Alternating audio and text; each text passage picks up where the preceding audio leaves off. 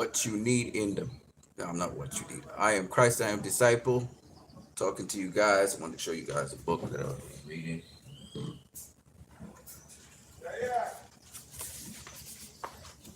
right, this book is called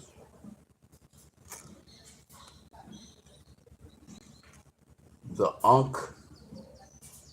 I don't know if it's in reverse, but it's The Ankh, African Origin of Electromagnetism. It's really a great book and talks about how the Europeans have stolen all these discoveries and stuff that actually were begun in Egypt, and they've continued to steal things to this day, and they don't acknowledge the sources from which they stole from. All right, we're on Twitter right now, and I have so much I have to say, so let's get into it. Hopefully you can hear the stuff on Twitter. Bookmark these things. I'm going to start off with this video here. My grandmother just happened to be absent. As people of conscience, we are at a loss. How is this unspeakable cruelty possible? And how is it possible when the entire world has been rising up to end it? But there are answers. This cruelty is made possible because our federal and state government, including this chamber, is aiding and abetting this system of violence.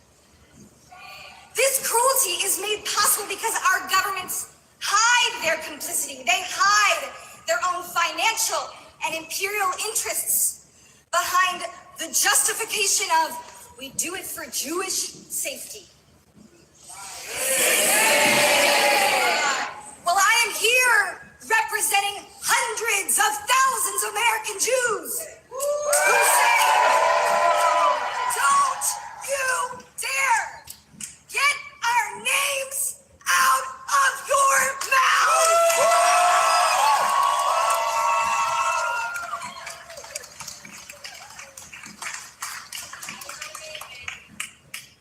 The reason I am alive today is because the day that my entire family was massacred in a different genocide, the Holocaust, my grandmother just happened to be absent. That history mandates me. It mandates us, just as so many of our families' histories of persecution, whatever they may be, mandate us to act against genocide, the persecution of any people. Don't you dare use our families as the justification for endorsing Israel's horror show against the Palestinian people.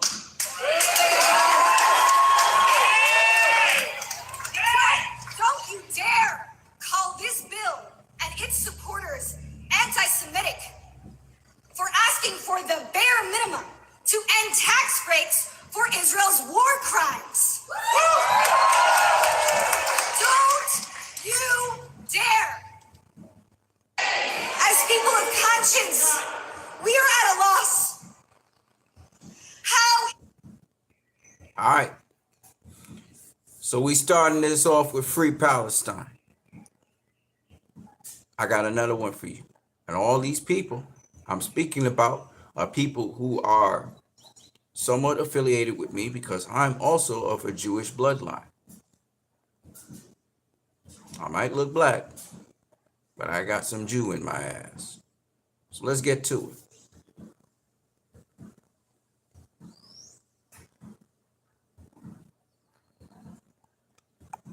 To favor Israel. Look, they're saying that AIPAC just got caught in an embarrassing lie on their Twitter account. Check this out. For those who don't know, AIPAC is Israel's foreign lobby group to convince American politicians to favor Israel. Look, they're saying that 8 out of 10 Americans agree with Israel. We all know that's wrong, so someone actually put a poll right underneath the post, and 4,200 people voted. 96% stand against Israel and 4% with Israel. That original post was a blatant lie, and they got caught. Let me remind you, too, this is on AIPAC's own Twitter account, which makes it even more embarrassing. Yep. I got more.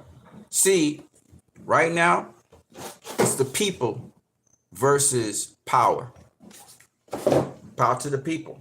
Power to the people. Because we, right now, are standing up against any government that is oppressing or supporting the oppression of another set of people. Humanity is standing up right now, and I am so proud of this. I'm proud to be a part of this. This is what Zack Snyder, this is the essence of what Zack Snyder's about with his movies. And that's why Hollywood is trying to censor him. And the people who you usually see talking ill of Zack Snyder, they're either paid by executives or paid by people in the industry to do so, or they are the people in the industry doing it. And they hate him with a passion. That's why they're going after his daughter. That's why they're going after him when he's doing the AFSP thing. And they're showing themselves to be very evil. And they're showing their intentions to be very evil. And they remind me of the Israelis going after the Palestinians, hating them for just existing. And it reminds me of BVS when Lex Luthor hated Superman for existing. Let's keep it moving. That's called racism, and it's called hate. And we talk about hate crimes today. Well, this is an example of a hate crime. Let's keep it moving. I want to read this. Raphael Shumanov says, and by the way, Raphael Shumanov, he's not Palestinian. It's actually, I think he's Israeli, Eastern European, but nonetheless, he says this: Israel is burning books. Let me move my bubble out the way so you can see all the words. Israel is burning books. Israel is burning 1,000-year-old olive trees. I'm going to show you all of this. Don't worry. Israel is burning schools. Israel's burning hospitals. Israel's burning food, and Israel's burning mosques. Israel's burning churches. Israel's burning homes. Israel's burning people. I mean, that's the that in essence is genocide. Like I said before, for those people say, well, what should have Israel done? Well, they should have used special forces and intel to infiltrate, just like they've done in every other part of the world when they did a coup and killed a leader, infiltrate Hamas and then take out their leaders one by one. They should have treated the people, but they can't. They just can't because they're wicked people. They should have treated the people of Palestine nicely. So all of this collateral damage, all of this extra stuff they say they're going after Hamas with is a lie. It's a blatant lie, and the whole world can see it. They're now trying to annihilate the Palestinians from off the face of the earth because they're saying Hamas came in and embarrassed them. Hamas didn't kill a whole set of Israelis. That's a lie. It's a lie. And I remember the leader of the political wing of Hamas saying that their objectives were military, and the soldiers, they don't harm civilians. They don't do that. That's not what they do. Their orders was that. If some soldier broke that order, they're a professional unit. Hamas is a professional unit. And by the way, this is just for the record. People say Hamas is supported by Iran. I'm going to say this right now. Hamas is also supported by people in Israel. There are people in Israel who support Hamas and supplied information and data and logistics to Hamas. And I would not be surprised if they're members of the IDF. Furthermore, and military wing, and maybe even higher ups. Okay? Furthermore, American former military strategists have also been helping Hamas. They may not be loyal to the American flag anymore. I don't know what, they may have been disillusioned by what happened in the Iraq war, but they are also helping Hamas resist. This is just for the record. Okay? Hamas is self-sustained in its own functional military unit. Hezbollah is in solidarity with Hamas, but Hezbollah and Hamas, they don't really communicate like that. Okay? Now, and the Houthis are also now Iran has supplied Hamas and Hezbollah and the Houthis with money. They have. Just as America has supplied Israel and any of their allies with money. And Iran looks at Palestine as their ally. They look at Yemen as their allies, and they look at Lebanon and Syria as their allies. So obviously they're going to supply the paramilitary troops, the paramilitary there, unofficial paramilitary, what we call the resistance fighters, with monies and supplies and military aid where they can. Okay? So when America is supplying Israel with aid, and nobody's saying anything because it's America. So it's not, they're not supplying terrorists with terrorist aid. And we saw a soldier yesterday in my last stream talking about how he felt he was a terrorist more than anything else because he was terrorizing the people on a daily basis. Nobody's saying anything about that. So I'm going to say it, and I'm going to put it on the record for everybody to know. Israel is a terrorist state.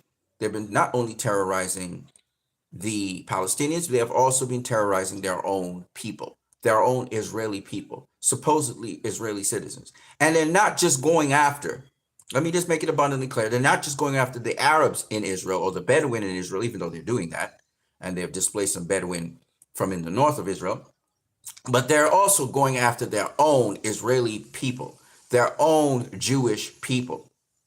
Not only going after the endemic Jewish people of the region, Palestinian Jews, but they're also going after Israelis in Tel Aviv who are protesting the war, and they're protesting the fact that the hostages have not been recovered. Now, having said that, what is going on in Gaza is a genocide, and here's examples of this. Here's a military soldier burning the books in the library of Palestine in Gaza. Here's an example of the Palestinian military burning the olive trees in Gaza. Here's an example of the military destroying and going in and destroying the food in the marketplace of Gaza. And the Palestinians have to watch. And there they are with the charred remains of Gazans who have been burned by bombing. So I'm just making it abundantly clear there is actual video and pictorial evidence of them doing this. We are yet to see video and pictorial evidence of 40 beheaded babies, of rape or rape victims, or evidence of rape, or people coming forward and speaking about rape without lying. We are still to get video evidence because there were many hostages. There were hostages that were released from Hamas, of any hostage coming forward and saying that Hamas raped them or disrespected them or beat them up or anything. We are yet to hear that information in any media in Israel. So we don't have any evidence that Hamas did these so-called atrocious acts, you know, with the baby in the oven barbecued and all of this, but we have video evidence of Israel doing it. So guess what? Not only are these war crimes, these are genocidal war crimes. And all parties involved, whether it's soldiers, whether it's from the lowest to the high, you're going to have to be held accountable for it. Because Israel has a registry of all their soldiers. And they're going to be brought in, just like Nazi Germany, great shame is going to be brought down upon them for participating in this act. Because they will be tried and they will be judged. All right, let's keep it moving. Free Palestine.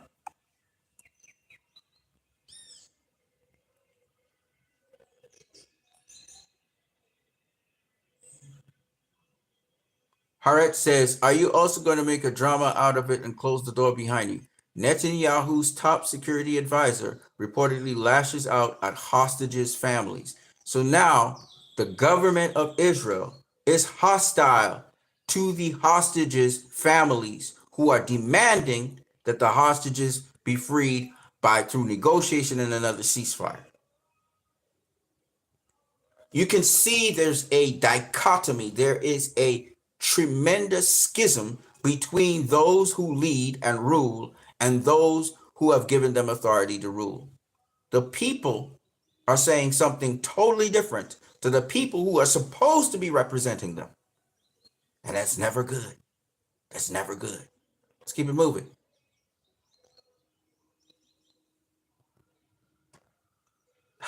Chickens are coming to roost. We got an American guy, Rev Lascaris. A dozen wars, millions dead, one Nobel Peace Prize, 0 charges. The Nobel Peace Prize went to Barack Obama, but Barack Obama is also responsible for the Afghan war.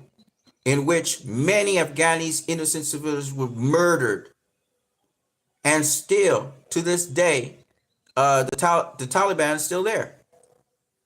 So why did you even have that war? You supposedly got Osama bin Laden out of it. It's still there. They're still there. All these wicked people, George Bush Sr., George Bush Jr., engaging in war crimes, engaging in killing off Saddam Hussein without cause, murder or executing the head of Iraq. And this motherfucker's walking free. Bill Clinton, responsible for what happened in Yugoslavia between the Serbs and Chechnya. This motherfucker's walking free. Each one of these guys have been involved in war crimes, and they have not been prosecuted as yet by the International Court. But you know, what doesn't meet you doesn't pass you. Now that bitch called George Bush Sr., he got away. He's dead. And his legacy is always going to be a legacy of shame, because all of these guys, he talked about ushering in the new world order. This is what this motherfucker wanted to do. You're going to have to excuse my French, because I'm so pissed at these wicked people, because they're wicked people smiling like Cheshire cats. Let's keep it moving. With the truth's coming out, Abir posted up 76 years of apartheid, 16 years of blockade in Gaza. Zionists and their allies are still claiming it was peace on October 6th. Maher Murabi smashes it. Now Maher Murabi, he doesn't go all the way, but let's go through it anyway. Positive, but what I would say, is it fair to say that Hamas's actions on the 7th of October has positively changed the narrative of the Palestinian cause and the way it's viewed by governments around the world and in Australia? Well, I'm not sure I would use the word positive, but what I would say about this is that the opposition leader, Peter Dutton, said something very telling. First of all, stop right there. Yes, it positively changed the attitude towards Palestinians. People now have much more empathy for the Palestinians, and now with the truth coming out, yes, the people are more positive towards Palestine than they are towards Israel. There's a more negative reaction to Israel, realizing what it has done for 76 years. So yes, Hamas, what they did was something they had to do, and they did it. Now he's going to say some really dumb shit in between, but we'll just give him a pass on that, because the bottom line is he's going to say something that makes sense to some degree. Here we go. I thought the other day, he said that there was peace on October the 6th. Now, on one level, that's palpable nonsense. Exactly. The fact is that 2023 was on the West Bank, which is not the place that is being bombarded now, was the most violent year since 2005, since the end of the Second Intifada. What he leaves out is just that same year, Gaza had been bombed twice. He doesn't know that. Gaza was bombed. There was never peace for the Palestinians. There may be a peace for the Israelis, even though they were fighting a war with Hezbollah in the north, and they were preoccupied with that. But there was no peace, and there never was peace for the Palestinians, both in Gaza, East Jerusalem, and the West Bank. In fact, it got worse. And to this day, the West Bank is still being horribly attacked and bombed even by Israel. Same bombings that they're doing in Gaza, they're doing in the West Bank as well. So for those who don't know, now this guy, obviously he doesn't know that, or he is trying to twist the narrative to sort of favor a pro-Zionist view, but he clearly doesn't know all the information. Let's keep it moving. For Palestinians, hundreds of Palestinians were killed. 80 children were killed on the West Bank in 2023. So it was a lethal year. There was no peace on October the 6th. So on one level, it's nonsense, as I said. But on another level, on the crude level of power and of the political and media class, the fact is that all those Palestinians dying wasn't news. It didn't ripple the surface. It didn't disturb the surface of the water. Hamas understood, for better or worse, what would create a disturbance, what would disturb the surface, and that was the death. Now, he said something that's really true. Since they didn't care about Palestine, and nobody did, not even myself, it was seen as peace. From Israel's perspective, it was peace because they were managing the situation. But from the Palestinians' perspective, absolutely it was no peace. It was a living hell, and still is a living hell to this day. And Hamas realized what was going to happen. There was going to be normalization with Israel and Saudi Arabia. People were not keeping track of what was happening in Palestine. It didn't make front page news anymore. And this had to happen. And Hamas did it. Now, he's going to say something that I don't agree with, but let's keep it moving. That's of large numbers of Israelis. And so that's what they did.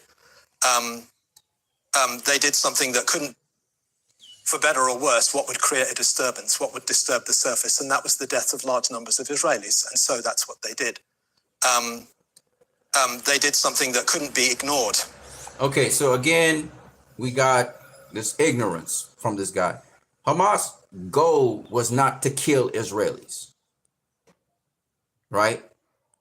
And they're talking about large numbers of Israelis. Now, that's what the Israeli press said. They put out, since the Holocaust, this is the worst. They over-dramatized it. Hamas was on an operation, Al-Qaeda or whatever it's called, Al-Qaeda, whatever it's called. And it was a reconnaissance mission. It was a mission to collect hostages and go back into Palestine. Very strategic operation. They did not take hostages among the civilians when they breached the wall. They went through many villages and they weren't attacking the villagers. In fact, they took pictures with the villagers and stuff like shit like that. They weren't attacking the villagers, which is very interesting. They went after the military. Now, when they were coming out and they were heading back, there was crossfire between responding first responders who were military and police and them. And in the crossfire, some people who were celebrating a party in the kibbutz got killed. But the massive amounts of damage and killing that happened was mostly to military when they had to infiltrate the bases, when they had to infiltrate the security, to break down, to shut down communications, etc. And they took military hostages. With respect to the civilians, Hamas didn't intentionally kill civilians. In fact, most of the time the civilians were killed, it was through the IDF army indiscriminate bombing and also indiscriminate shelling with tanks and so on of the villages to kill everybody, because, you know, they always have the Hannibal directive, so they killed everybody. So a lot of the civilians that got cut down actually got cut down by the IDF. Now, the news media wouldn't say that. They would say, you know, it was a certain portion that Hamas killed 700 people dead. But how many of them were civilians? They're saying 700 was civilians that got killed, but I don't believe that. I don't believe Hamas killed so many. I think Hamas, to be able to even carry out that operation and be able to get hostages and come back out, you have to be surgical with it. Now, there was other resistance groups that poured out. There was also civilians that poured out of that gate, which Hamas couldn't regulate and control. And they may have done atrocities, because you could see the people trying to hit the young lady, who, by the way, survived. I think they said she died, but actually seemed to be alive. Survived, and they carried her back to the place. And you can see the Hamas agent, he was trying to keep people from touching her or hitting her or anything like that. Now, having said that, it's very important to understand that this guy still has a point. His point is they're getting attention. Israeli lives are more, are seen as more important than Palestinian lives, and it made, they make a ripple effect of boohoo, and they even exaggerated everything and told a lot of lies on top of it to spice it up so that the whole world would be on their side. Okay, let's keep it going with this guy. Because the deaths of Israelis count, and the deaths of Arabs don't count. And they upended Israeli assumptions about the idea that the conflict could be managed. So they certainly created a situation where the Palestinians and their situation couldn't be ignored. But whether that was And from that point of view, I suppose some Palestinians would say it's a positive thing. But I have to say, the price that the Palestinians... Okay, so he's going to now say, you know, all the lives that were lost or whatever. Listen, the Hamas had to do this. Okay, they had to do this because Saudi Arabia is going to normalize relations with Israel. In other words, the support for the Palestinians had diminished to such a degree that adjacent countries like Saudi and Egypt, they were willing to turn a blind eye to the people of Palestine and let Israel do whatever the fuck they want with them, take their land, kill them out, and normalize relations with them. So Hamas had to make this move. Not to mention the Al Qaeda, oh shit, I forgot the name of the mosque, but it's the QUSADS, Al-Qad Mosque, was being defiled, defiled by the Israelis. So they responded on those two fronts. And it was a military operation, and a very successful military operation, given the crude weapons and technology they had. And it was just well planned. And so Israel was embarrassed. Israel felt that they, were exposed in the world scene. So they not only were they embarrassed, they were the oppressors, and they thought they had beaten these people down into submission. So realizing they didn't beat them down into submission, they decided, okay, this is an opportunity for us to get rid of them. And that's just what they're trying to do. And they're not going to succeed at that. They're not going to succeed at that. The world's not going to allow them, first of all. And second of all, even if they think they've gotten rid of all of them, Hamas is still going to be there. And Hamas is just going to, now they don't have to worry about population and people to deal with. Now they're just going to go in all out war, and they're going to kick Israel's ass, just like how Hezbollah is kicking their ass. They don't kick their ass. Hezbollah drove them out of Lebanon. And believe you me, if Hamas has their way, they're going to drive them out of Gaza, and they're going to drive them out of the West Bank, and they're going to start pushing back and driving them further and further back. Because the military arm, they've been bombing civilians, they've been hurting people. They're like true terrorists, right? They're going after the people, and they've been going after the people for the longest while. But when the dust clears, you still have to deal with Hamas and all of that. So when you go with your troops, they're going to bomb the fuck out of your troops. They're going to kill your troops. They're going to booby trap your troops. They're going to pick off your troops one by one. And they're going to keep on doing it for as long as they can. And they're going to continue to do it and give you fucking hell. And then they're going to expand their territory, and they're going to come at your territory and your settlements, and they're going to take back what they have to take back. They're not afraid. They understand this is a long game. So when it comes to militarily speaking, Israel's already lost this war. It doesn't matter how much America helps them. We saw the Viet Cong outlast fucking America. Okay, it's not as big and bad as the Viet Cong. They know their terrain. And Hamas is going to do the same.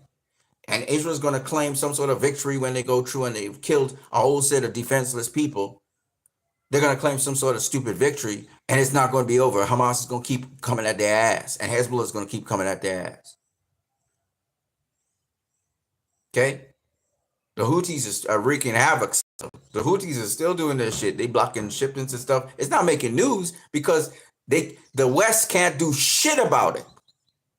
They can't do shit about it. Let's keep it moving. Palestinians have paid for the decision that Hamas made is so terribly high that I can't use the word positively. Yeah, Right, so he's saying, the cost of human life was terribly high, so he can't say positively. Well, fuck you, because guess what? It's positive because the whole world's on the side of Hamas now. The whole world's on the side of the Palestinians, period. So it worked in their favor. They're going to have a lot of recruits. They're going to have a lot of things. Hamas is in the win-win column all the way to the bank. Hold on a second.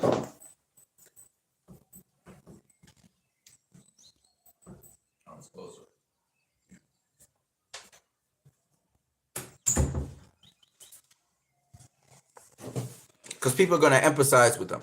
Now, here's the thing. The thing is, Hamas is playing chess. Israel's playing checkers. They're responding to what Hamas does.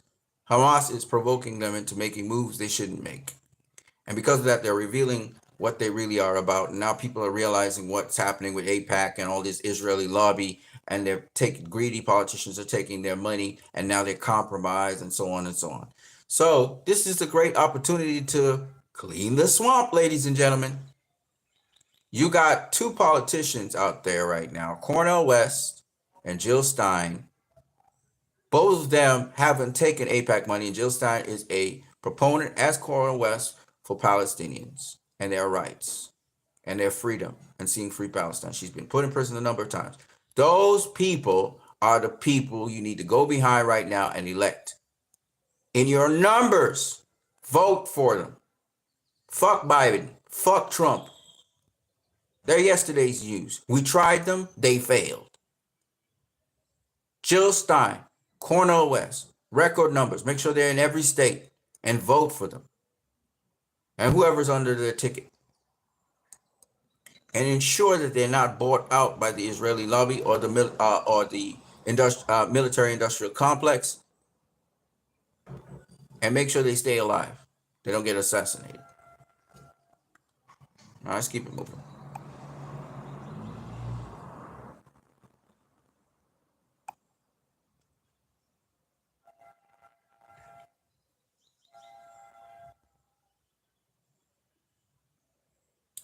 Social media really exposes a lot of shit. What mainstream media was keeping quiet, it's not staying quiet anymore, ladies and gentlemen. It's not staying quiet anymore. Now, I said, let him cook. I'm talking about Matthew Cook. And man, did this brother cook. He spoke the truth. Hear this out. Some people and counting. What about the hostages? There are dozens of Israelis that have been all but abandoned by their government, being used as an excuse to murder 40,000 people and counting. And how about the 2 million Palestinian hostages who've been bombed out of their homes, cut off from food, and who world leaders have just turned their backs on? And what about the civilians of every nation forced to bear witness and feeling powerless against that trinity that Martin Luther King died fighting? Racism, militarism, and poverty. The world is still being held hostage to that same insanity. And what about Jewish safety? Held hostage by an apartheid state that bombs universities and hospitals and refugee camps and then claims to act and speak for Moses? And my entire mother's side of the family? And what about Muslim safety? Held hostage by Western bigotry and a global military empire, which also holds most of our public money hostage. So what about the name of Jesus Christ? Held hostage by idol worshipers and money changers. And so what about our children? Held hostage by a world which does not protect them because it worships violence and power and 3,000 billionaires who strip us all of our agency and dignity and our democracy, held hostage by their money. When are we going to unite in a demand for equality and reparations and basic human rights, like the right of Palestinians to simply return to their homes and be equal on the holy land, which is in truth all the land? When will we demand shalom, salam, peace, which is one word that belongs to all people and is our human right and obligation toward each other? I guess maybe when we answer that question, what about the hostages? Man, that was powerful stuff, man. What about the hostages? I'm going to run it There again. are dozens of Israelis that have been You all guys but are listening abandoned to by this. their government, being used as an excuse to murder 40,000 people and counting. And how about the 2 million Palestinian hostages who've been bombed out of their homes, cut off from food, and who world leaders have just turned their backs on? And what about the civilians of every nation, forced to bear witness and feeling powerless against that trinity that Martin Luther King died fighting? Racism, militarism, and poverty. The world is still being held hostage to that same insanity. And what about Jewish safety?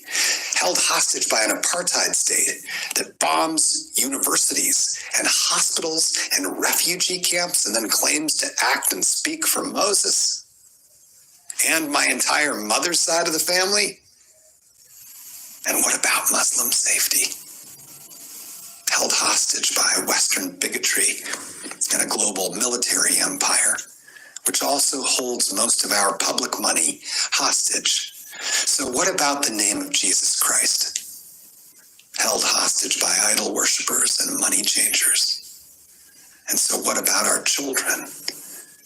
Held hostage by a world which does not protect them because it worships violence and power and 3,000 billionaires who strip us all of our agency and dignity and our democracy, held hostage by their money.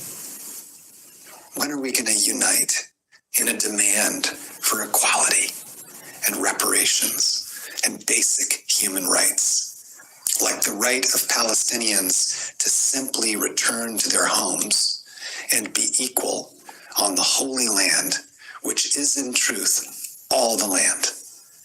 When will we demand shalom, salam, peace, which is one word that belongs to all people and is our human right and obligation toward each other? I guess maybe when we answer that question, what about the hostages? Yeah, I mean I think that Matt cooked on that one. He really cooked on that one, and I gotta say, I have a lot of respect for people who cook like that, because he really cooked, man. He cooked.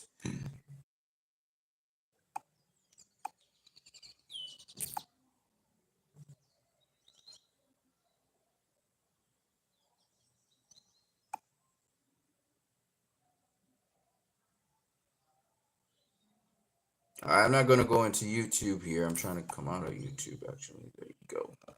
Go back in here. For some reason, my screen is not showing all of a sudden. So YouTube has just been attacking me left, right, and center once I'm doing these kinds of videos, which is sad.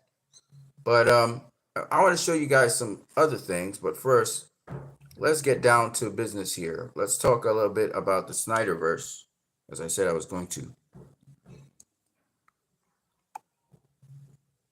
But I wanted to share that video particularly because that video is awesome. Okay, I don't know why I'm showing sideways right now. YouTube is really playing up its ass. Okay, here is something that I just wanted to share with you guys about the Snyderverse. See, I've been seeing on here as of late. I've been seeing people talking about, you know, the Snyderverse. You know, it wasn't profitable. It was a disappointment to Warner Brother Pictures. They're saying that Zack Snyder's Justice League, if you put it out, it's not going to make much money. It already incurred a lot of losses and all kinds of bullshit.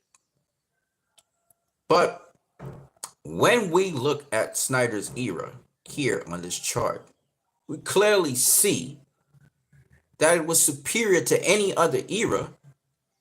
And we know why. If the Snyderverse was allowed, if Zack Snyder's vision was allowed to be carried, we'd be only having billion-dollar films right now in DC. They talk about the cost being higher and all this bullshit. It's not true. 50 million higher. So let's start off. Let's look. First movie, Man of Steel, the beginning of the Snyderverse, made $68 million. Okay. Made a profit of over $100 million. Okay. For Warner Brothers. Could have been even more because remember, there were, they had they had sponsorship. And then they had Batman v Superman. They said this is a controversial film, blah, blah, blah. Made $873 million profit for them. Okay? Then we had The Suicide Squad, which made mad money for them. I mean, it was very extremely profitable film. The only thing with all these films we spoke about so far is critically the reception wasn't great, and we know why. The critics were bought out. These were people employed to try and trash the universe. And Wonder Woman came out, and that was the first positively critically reviewed movie, and it made $822 million. Now, for some reason, because Warner Bros. Tampered with BVS, they tampered with Suicide Squad or Studio Squad, they tampered a bit, well, not so much with Wonder Woman. Jeff Johns kind of worked with Wonder Woman, but Zack Snyder was the guy who was behind it. Jeff Johns did change the ending of Wonder Woman. They felt they could make a film that was great and would make money. So when Zack Snyder was removed from Justice League, they went in and they fucked up the movie. And everybody knows this now. And they knew the toxic environment that the actors and the staff and the people had to deal with. Not to mention Zack Snyder himself. So that is the only movie that didn't have an upward swing to it. The movies were making around about between 745 million and 872 million. And this movie definitely would have cleared $1 billion. Said the movie after Aquaman cleared $1 billion. Yes, it was tampered with as well. But James Wan was still corresponding with Zack Snyder. To me, it's a shit film, just like Justice League. There's nothing in it. Wonder Woman actually has something in it. The Suicide Squad has something in it. You know, they're still flimsier films than BBS and Man of Steel, but they have something in them, you know. But literal trash came after. Now, Aquaman had some great action scenes in it that we'd never seen before. That was the novelty to it. The look and the action scenes. The story was shit. Okay? And a lot of people who supported the Snyderverse supported Aquaman in addition to the GA and other people because Jason Momoa was supporting the Snyder Cut. Okay? In a time when a lot of people were not supporting the Snyder Cut. So Jason Momoa got a lot of support from the Snyder fans. I did not support the movie because I thought it was shit. And I was telling people it was Marvelized. The last movie to make profit came in the Hamada era. This was Walter Hamada's produced film, Shazam. And people made excuses for it. Oh, it's, Shazam is a comical character and it's a child story. It's for families. But Shazam underperformed. Shazam should have done somewhere between above Man of Steel numbers. It underperformed. And the reason it underperformed is because people wasn't interested in it. This is a family movie, and people didn't show up. So it underperformed. It still made a lot of profit. It was profitable, but it underperformed. And to be honest with you, I didn't like it. So I didn't even show up to see it. And I like David Sandberg. I like what he was trying to do to pay tribute to BVS, which I thought was good. But it is what it is. Now, it still made profit and it still did well. Now, after that, the audience realizes the Snyderverse is not coming. They're not going to restore it. You know, they thought Warner Brothers would have learned from their experiences and move on. They did not. They doubled down. So with Walter Hamada, we had 4 flops before he was fired. Okay. He was fired somewhere around Black Adam. And we had 4 flops, including James Wan's Suicide Squad, which was actually the lowest flop in all of them. I think Wonder Woman was a lower flop than James Wan's. The highest flop was Black Adam, which was a much more serious movie to all the other movies. They try to use the Marvel formula for these movies, bright, plenty colors and all that. You can see the posters look totally different to anything you've seen earlier on in the Snyderverse era. And so what you get is shit. And people don't understand the audience of DC. Gunn and Safran Hero and Gunn took over just straight flops. Nothing succeeded. And Gunn is continuing on that line, and it'll get more flops. You see, the DC audience, I'm not talking about DC fans, I'm talking about the DC audience, the people who pay their money to come see DC films, do not have the same kind of taste and enjoy the same kind of movies as the MCU audience. Now, if you're talking about the X-Men audience, the audience that used to go see X-Men on Fox and that kind of thing, Fox Studios, that's different. They have more in common with each other, the X-Men audience and the DC audience, than do the DC and the X-Men audience with the MCU audience. Okay? Now I want to show you something else.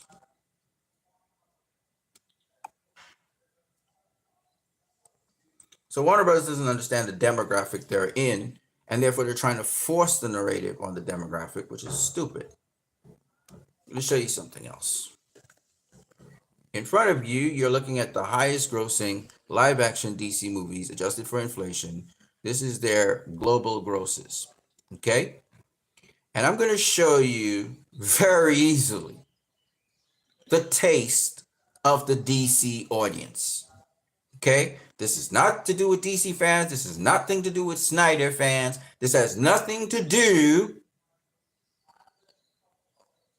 with fans. This has to do with the audience, your demographic. Who comes to watch your movies? Who enjoys what kinds of movies of yours when they come to see it? Demographics. The Dark Knight, 2008. That movie is a movie that takes itself seriously. It was realistic. It was grounded.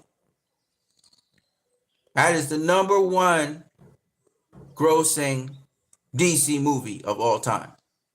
Secondly, The Dark Knight Rises, another serious movie, same director.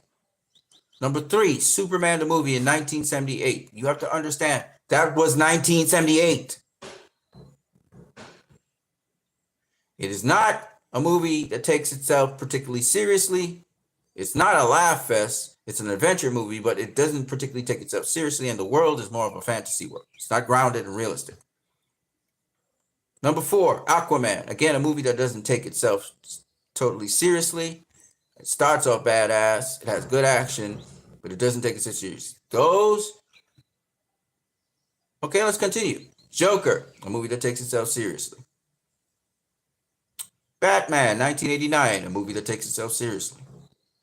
Batman v Superman, 2016, a movie that takes itself seriously. Wonder Woman, 2017, a movie that takes itself seriously and has sincerity in it. Suicide Squad, a movie that does not take itself tremendously seriously, but it still has stakes and people die and all of that. But it's not a movie that takes itself completely seriously, but it's much more serious than Superman the movie and Aquaman. Man of Steel, a movie that takes itself seriously and is sincere. Now, in these top 10 movies, only 3 of them are movies that don't take themselves seriously. This is the demographic you're dealing with. A demographic that wants a deeper dive into superhero movies, for the superhero movie to say something and serious. They want the movies to be serious. Same thing with the X-Men franchise. They don't want parodies. Unless it's Deadpool.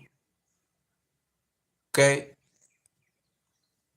They want their heroes taken seriously. Let's keep it moving. Batman Forever, serious movie. Justice League, the flop. It flopped. Okay? All the other movies I just mentioned did not flop at the box office. This movie flopped at the box office. Justice League 2017. Should not be in the top 12, but it is what it is. The Batman takes itself seriously. Superman 2 does not take itself seriously. That's the 4th movie. No, that's the 5th movie. Out of 14. Batman Returns takes itself seriously. The Spirit takes itself seriously. Batman and Robin don't take itself seriously. That's 6 out of 17. 11 of the movies so far we spoke about have taken themselves seriously. Superman Returns takes itself seriously. It's a serious movie, even though it flopped. Batman Begins, seriously. And number 20, Shazam, which did not take itself seriously. So when you look at it, 7 out of 20 films take themselves seriously. And out of those 7, we had 1, 2, with 2 flops. 2 flops. The top 20 films. 7 of the films didn't take themselves seriously, and 2 of those 7 were flops. So the demographic is telling you, we like movies that take themselves seriously.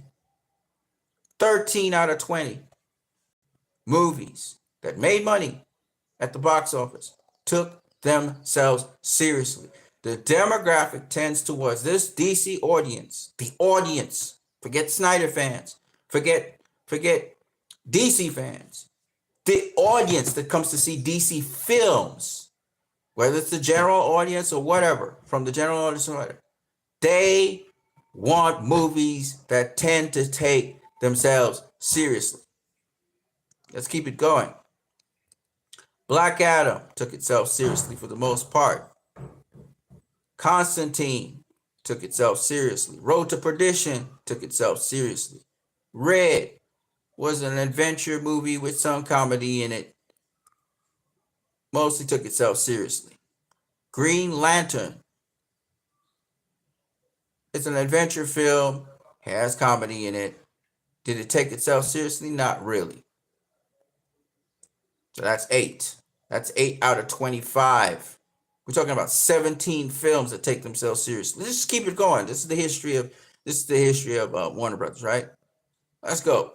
League of Extraordinary Gentlemen took itself seriously. They had adventure, they had some humor in it, but took itself seriously. The Flash did not take itself seriously, and it flopped as well as Green Lantern. That's 9 out of 27. 18 of the films take themselves seriously. Superman 3, another piece of trash that flopped, and once again didn't take itself seriously. So that's 9 out of 28. Watchmen took itself seriously. Birds of Prey did not take itself seriously. So out of 30 films, we're talking 10 of those 30 films didn't take themselves seriously. And out of those 10 of those 30 films that didn't take itself seriously, we had 7 flops. I'm sorry, no, sorry, my bad. We had, let's see, 1, 2, 3, 4,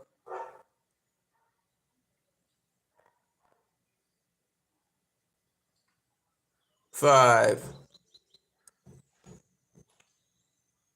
6, 7. Yes, 7 of those 10 films. Wow, 7 of those 10 films flopped. That's crazy. Out of 30 films. V for Vendetta took itself seriously. Wonder Woman 84 did not take itself seriously. So that's 11. Red 2 took itself seriously. The Suicide Squad didn't take itself seriously. So that's 12. Catwoman took itself seriously, but it was shit. Shazam 2 didn't take itself seriously. That's 4. That's what, 13? 13.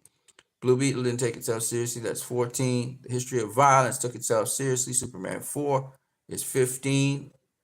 They didn't take itself seriously. The Losers took itself seriously. Supergirl took itself seriously. The Kitchen took itself seriously. Jonah Hex took itself seriously. And Steel took itself seriously. So out of 44 films, 15 of those 44, that means 29 took themselves seriously and 15 didn't take themselves seriously, and a bunch of flops there you got. Okay. And so it tells you, I mean, the blueprint's there. You need to have serious films to make some kind of money with DC. You got to have somebody who gives some kind of depth, you know, I didn't particularly like the Batman. The more I watch it, is the more I just really resent it.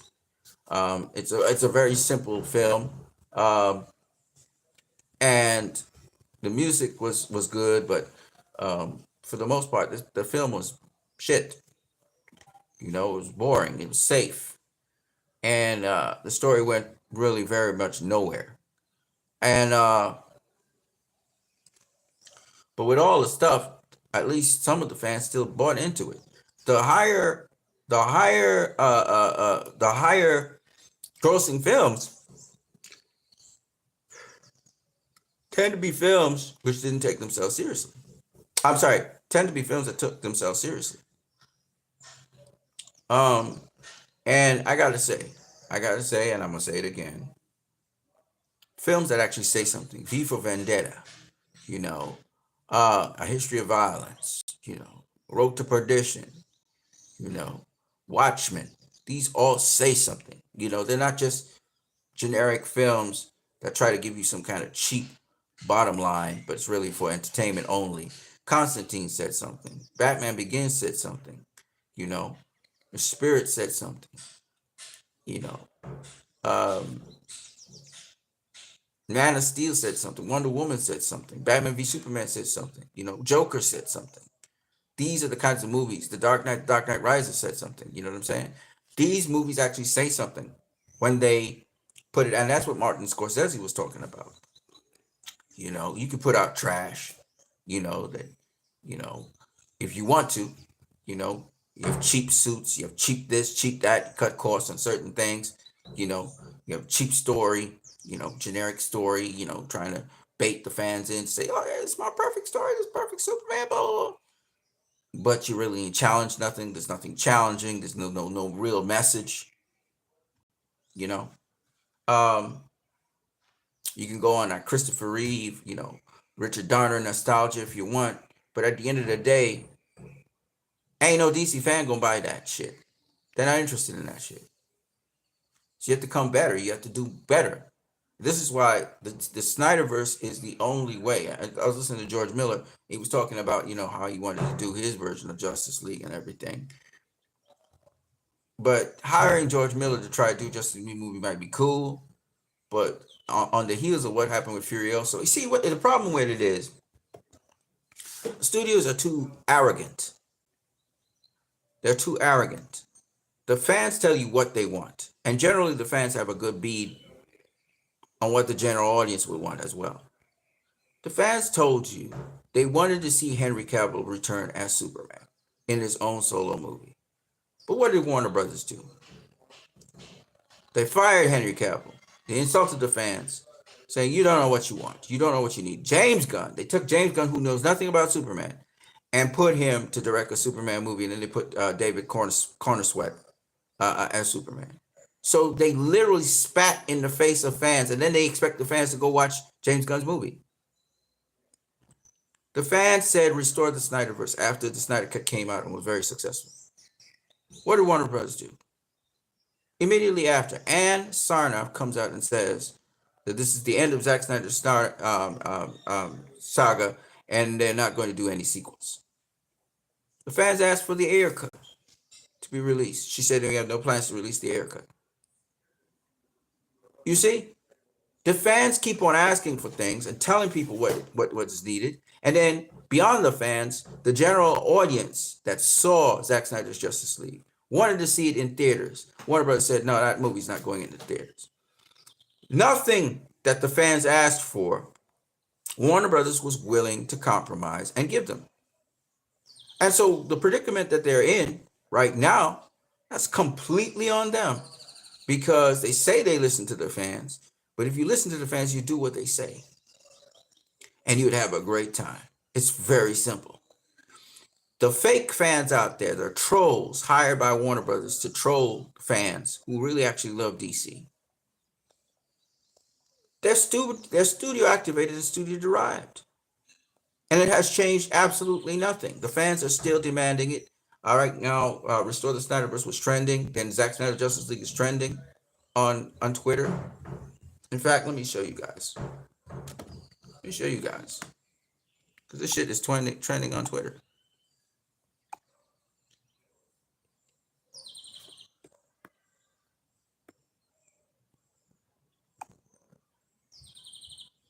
Superman's right now trending on Twitter, right at this very moment.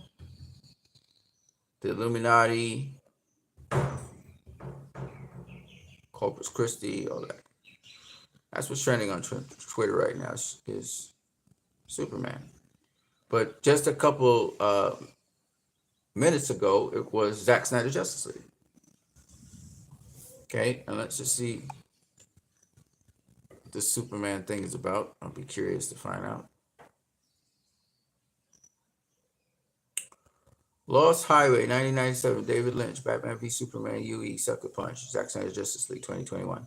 So he's just showing you, I think he just posted this, KG Crossover 3. Art just posted this. Let me show you it. Lost Highway, 1997, David Lynch. You'll never shapeless oceans. I did all my best to smile. Till your singing eyes and fingers. So the music in David Lynch's Lost Highway, Zack Snyder used that.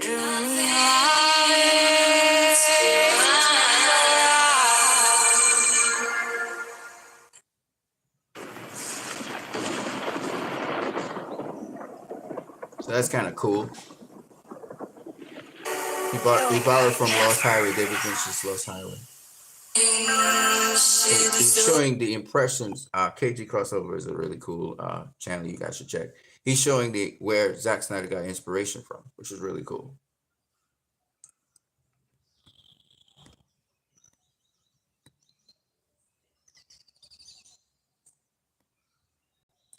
All right, so there's a lot of Superman things. Shot of Superman just laid out, kills me every single time.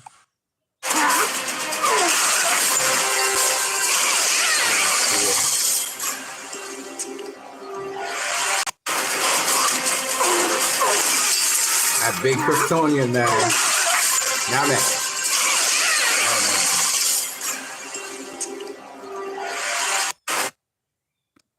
The fact that Superman even went up against those guys is crazy. This is Man of Steel here. This is the Ball de Mayo using Storm flying all around, and it imitated Man of Steel. And he even said that it was Man of Steel. It was the inspiration for it, so it was really cool. Flying through Africa amongst the animals and shit like that. It's real cool. All right, man. So, I'm just saying that folk be losing their shit. And look, Restore the Snyderverse is everywhere. It's everywhere on Twitter.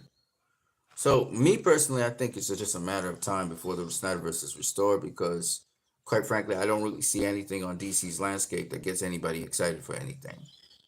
Joker Part 2, like I said before, I don't see that. I'm not interested in that. Okay. And the Batman sequel, I'm not interested in that. And the Superman movie, I'm not interested in that. Supergirl movie, I'm not interested in that. Because they're all the same thing. I mean, Batman and Joker Part 2, I'm sure the costuming will be good. The lighting, the imagery and stuff will be good. The thing is, nobody asked for a Joker Part 2. And with, people been asking for the Ben Affleck Batman movie. And what do we get? We got Matt Reeves Batman. See, Warner Bros. Doesn't want to do anything we asked them to do. We said, we want Ben Affleck's Batman movie. Said, nah, fuck Ben Affleck. We're going to do Matt Reeves, and he's going to do a Batman movie, which was shit compared to what Ben Affleck was going to do. I don't get nobody excited. A showdown between Batman and Deathstroke, we never seen that shit before. So, it is what it is. And, I would say this over and over and over again. DC is not about trolls. Those trolls who say they're DC fans, those social media trolls who say they're DC fans, they're not. They don't represent the bulk of DC fandom for starters. And then second of all, they're not representative of the DC audience. They're not. They're outliers. And most of them are paid to play.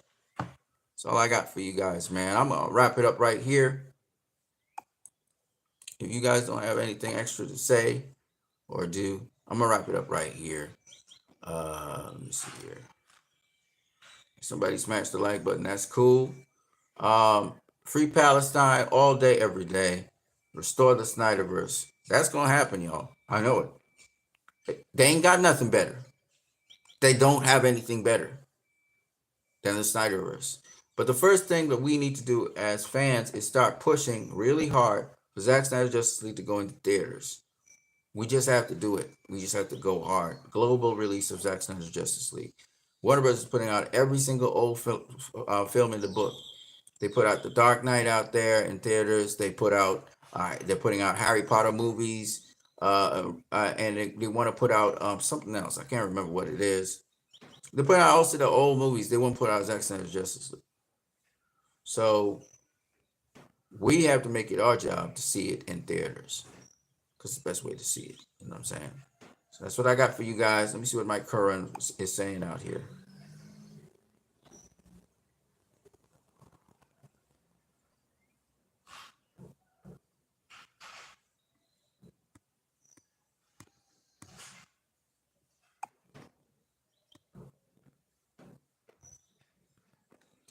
So Warner Brothers UK 7 hours ago said, calling all DC fans, did you know that A History of Violence is based on a graphic DC novel? Yeah.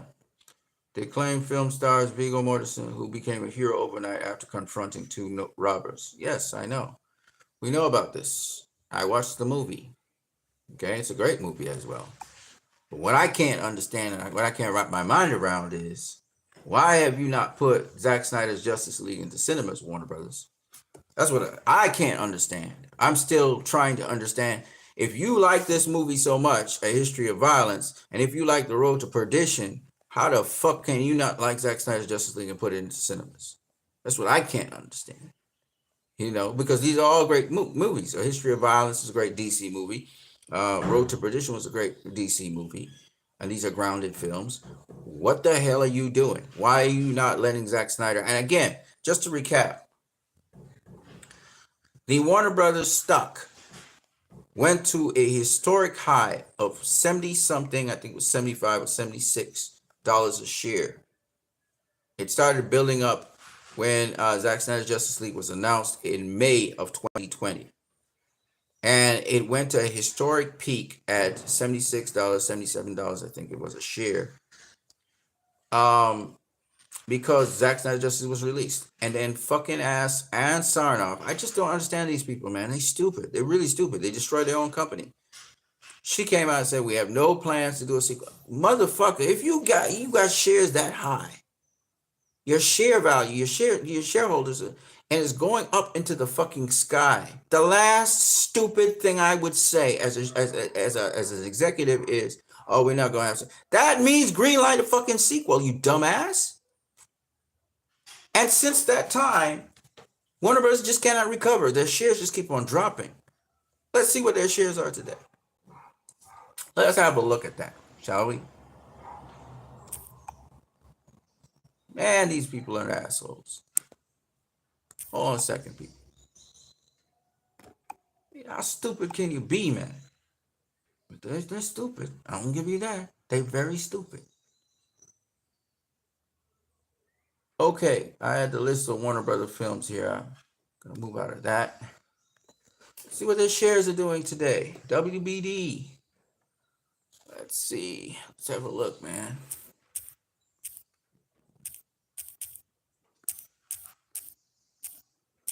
Warner Brothers Discovery.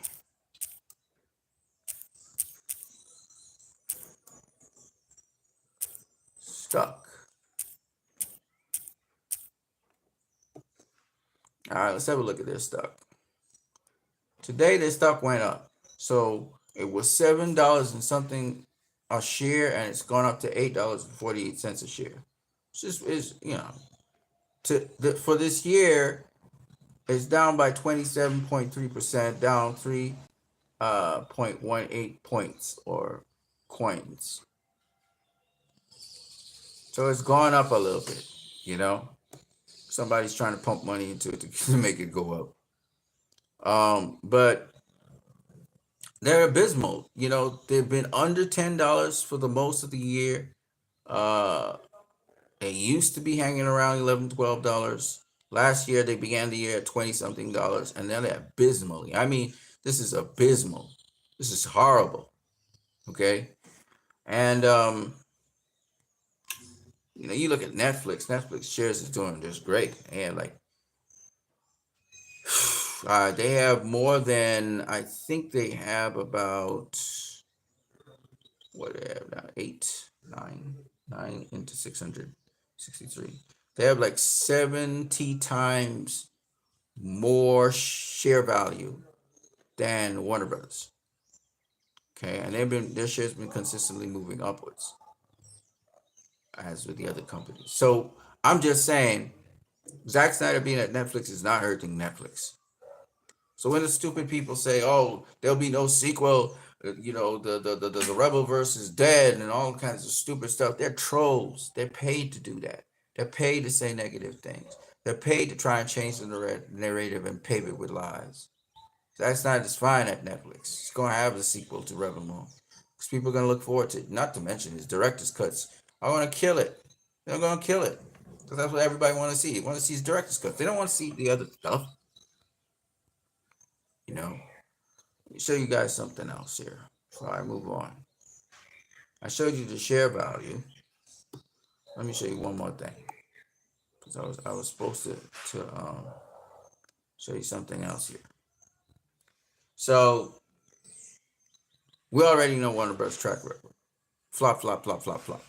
The last 8 movies flopped, right? I want to show you something about Zack Snyder's Justice League and why it still can be released this year and why you guys should push for it. One of the major reasons why Zack Snyder's Justice League is going to do well no matter what if you put it out into cinemas is because the movie itself is tremendous. And it's 4 hours long, yes, but it's tremendous. And it says a lot. It has a lot to say. Because of the character's journey, whether it's Bruce Wayne's journey or Cyborg's journey or Wonder Woman's journey, everybody's on a journey in that movie. Unlike the MCU movies where, you know, all the players are not on a journey, you know, you saw some of their journeys over multiple films. In this film, the characters are constantly evolving. They're constantly changing. I love that about Zack. Zack has a characters on a hero's journey. So there's a lot of hero's journey going on with different characters where they begin and so on. Even with Rebel Moon, there's a journey with Korra and there's a journey with, you know, each one of the members, even though not as much. It's not fleshed out as much. I'm sure with the director's cuts, you're going to get much more flushing out. But the cool thing about these movies, and particularly Zack Snyder's Justice League, which I think still is Zack Snyder's best work, is that not only do these heroes have a journey that they're going through and a crucible that they're going to, but he also highlights the importance of it being relevant to today's world.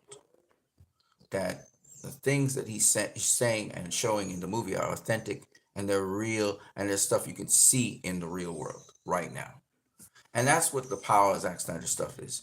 So if I look at Rebel Moon, I know this is the Palestinian story. If I look at Zack Snyder's Justice League, I know that we're talking about, you know, the world coming together and uniting against common evil. So, and which is what's playing out right now. So that you can kind of get a great beat on it. Now, Hollywood does not like Zack Snyder because most of the Zionists in Hollywood feel that Zack is exposing certain elements of what's happening in Hollywood. So he exposes, you know, pedophilia. He's exposed the sex trafficking rings. He's exposed the hypocrisy of power. He's also exposed the inner workings of the CIA in his movie. He's exposing BVS. He's been exposing various things, and that's why Hollywood's been vehemently trying to censor him and get him out of there. But that's just what once Zach said, he's unapologetically fearless. You have to be fearless to do what you're doing, and that's Zach. Now, shall I say that that that telling stories is powerful, and that Zach should probably try and dial it down, or whatever? No, you have to be unapologetic about your art.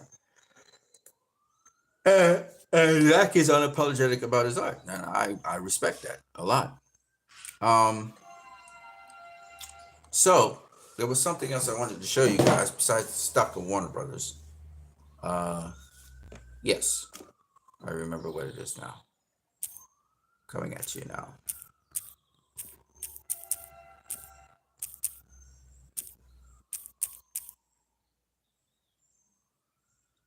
Hold on a second. Okay.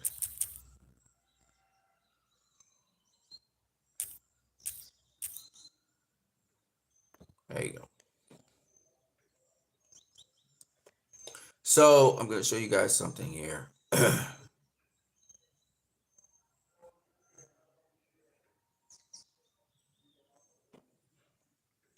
So like I was saying to you guys, and I just wanted to show you guys this. I know I showed you guys this a number of times, but I want to show you it again.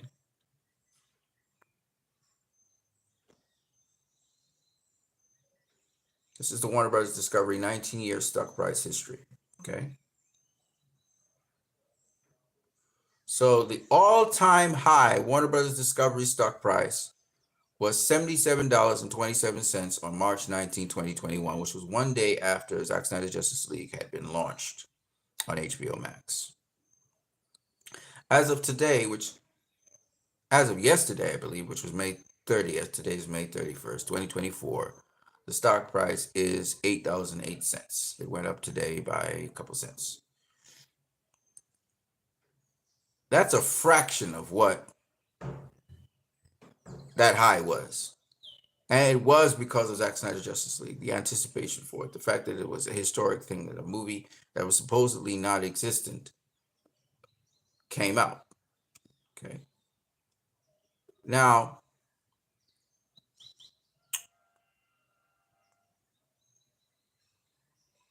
we see where the stock is at. This is after Zack Snyder's Justice. Now, remember, the stock before that was much higher. It was somewhere in the 30s. So the stock has been falling since then, and it's never recovered. And here is the graph here, the statistical graph of this. Okay, I want to give you the dates here. So if you look in 2010, the stock was somewhere around $20 a share. In 2014, 2015, it was somewhere a little bit above $40 a share, maybe $45 a share. And the reason it went up so high was because of Christopher Nolan's movies. He had The Dark Knight, and then he had Dark Knight Rises, and then after that we had Man of Steel. So the stock kept on climbing. And stock wouldn't climb and become more valuable if the movies were shit.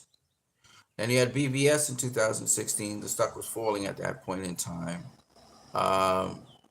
He had Suicide Squad. It went to an all-time low of 18, and then it climbed back up with Wonder Woman, and then it dropped. It severely dropped in 2017. You can see the drop right here. I don't know if you guys can see it. I'm going to move my thing right there. The drop is right here. So it dropped severely there in 2017 because of the shit film that was called Justice League. And then we had Aquaman the following year, 2018, which is somewhere around here. It peaked right there. So Aquaman did pretty well for it. Then you had Shazam, and then it just dropped. It really dropped significantly with Birds of Prey and with Wonder Woman. But then it just really rose to this tremendous peak here.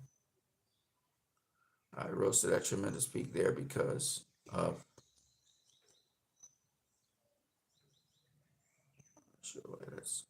It was going up for a minute there. Anyway, it rose to a tremendous peak there with Zack Snyder's Justice League, dropped back down and never recouped. It's been dropping downwards ever since they did not decide to restore the Snyderverse. And then they fired Henry Cavill, and then they had no plans to make the Batfleck movie, and the air cut, and they just did a series of things that just ticked off the fans. So there's a reason why the fans didn't go and see their movies.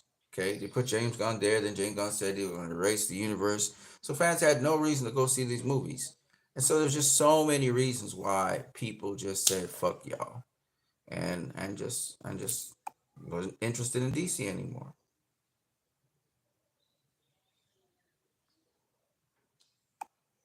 So I say all of this to say that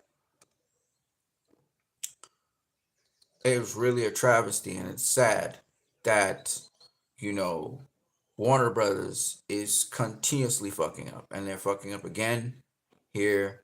Hopefully, they can either go out of business and somebody could buy them up and buy up the DC properties, or they could sell off the DC properties to Netflix or some other company, and Zack Snyder could get to use the DC characters to do what he wants to do. I've heard that 300 is now property of Zack Snyder once again. Warner Brothers has the time for them to have the property has expired. So that's good. So Zack could do some more stuff with 300. He has, of course, something of the gods that's going to come out very soon. So I'm looking forward to that. I'm looking forward to Rebel Moon director cuts, as well as the sequels to Rebel Moon, the Rebelverse. So that's what we have in store with Zack Snyder. I'm looking forward to more with Zack Snyder, of course. But until then, that's all I got for now. I hope you guys have a good one, a blessed day. I am Christ, I am disciple. I'm going to catch you guys later. Peace.